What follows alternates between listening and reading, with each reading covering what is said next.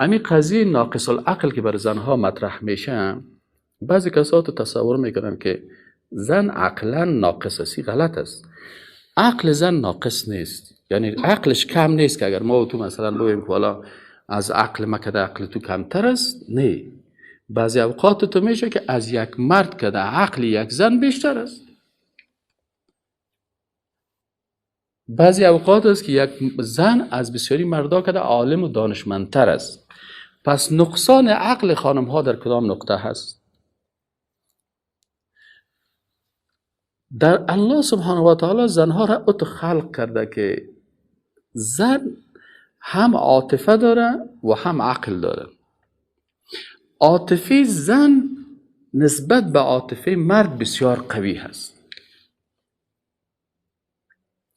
چرا این عاطفه زن بسیار قوی هست؟ به خاطر از این عاطفهش قوی است که اگر امی عاطفه قوی از زن نمی بود، این زن نمیتونست که 2 بجه شب بخیزه طفل خدا شیرم بده، طفل خدا لباسایشان پاک بکنه تا صبح کدازی بیدارم باشه.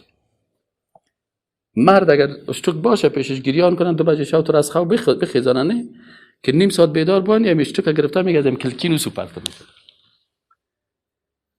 اما زن تا به صبح هم رایزو میشینه. چرا؟ الله برش امت عاطفه قوی داده. پس اینی عاطفه قوی که ای داره، ایره الله آماده ساخته برای چی؟ که ای یک مادر خوب باشه. و این عاطفه را مردها نداره. قوه عاطفی مردها ضعیف است. اینی قوه عاطفی زنها بعضی اوقات چی میشه؟ جهت مثبت خودم داره، جهت منفی خودم داره. جهت مثبتش چی است؟ که از نگاه جهت مثبتش این زن میتونه یک مادر خوب شوه، میتونه که در خانه با اینمی عاطفه قوی خود بسیاری از جنجالا و مشکلات خانواده را حل بکنه. اما بعضی اوقات این عاطفه آنقدر قوی میشه که در تصامیم عقل چی میکنه؟ زیر فشار میاره.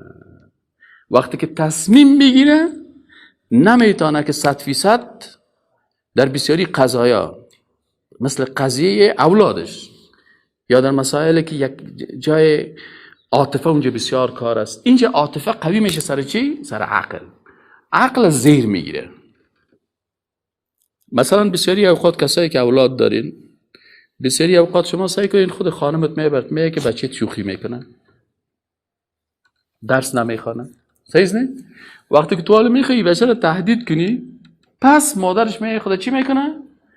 در میابین میپرته و تو رو نمیمونه که رو تهدید بکنی. حال تو برای ما گفتی میگه نه، اونجا چی بود؟ عقلش کار کرد.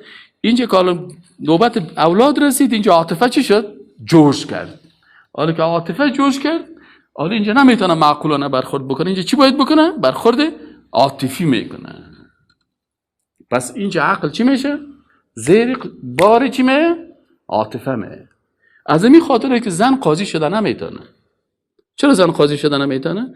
قاتل وقتی که قتل کرد، خب قاتل خب مادر داره، خور داره، اعضای فامیل داره. این حال وقتی که زن قاضی باشه، خود مادر از او قاتل می گریان میکنه برای گاه خواره قربان شم که بچه که جانم است که چی، این عکس شسه که این قوارش شسه که این فلانی شسه که این فلانی شسه، یکی گریه کرد و خوارهش هم گریه کرد. یک دفعه عاطفه از این خانم چی میشه؟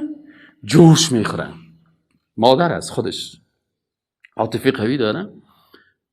حالی اینجا عاطفهش اجازه نمیده که این قاتل چی کنه؟ حکم بکنه که باید این قاتل چی شوه؟ قصاص شوه، کشته شوه.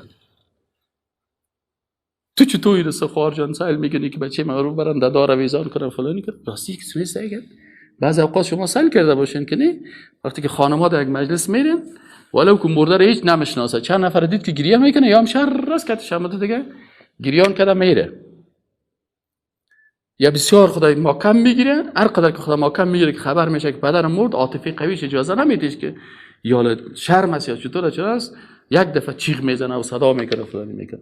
در حالی که بسیاری وقت است مرداست بسیار دلش تکت کام شده، لکن در این میجه بسیار خدا کنترل میکنه.